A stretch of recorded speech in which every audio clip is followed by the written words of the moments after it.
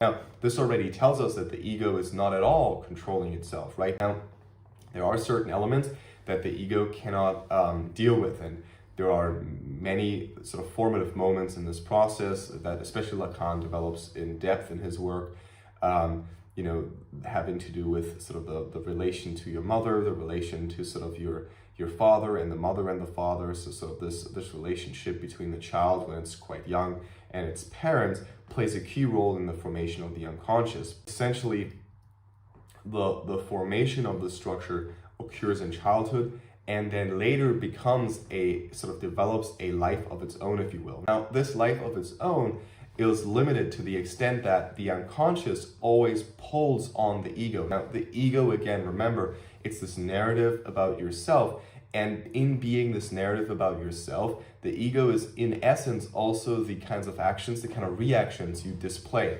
Now, this already tells us that the ego is not at all controlling itself, right? Because it's always pulled and pushed by sort of these unconscious forces, right? That's what we call, let's say the desires that someone has. You don't know what you desire, essentially. Knowing, in this case, being related to the ego. It's sort of driven, this desire is driven within the unconscious.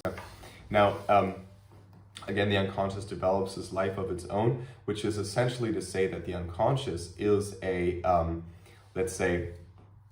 is formed, it is shaped, it is put into place, comes in formation in a way that sort of makes sense, that follows an internal logic.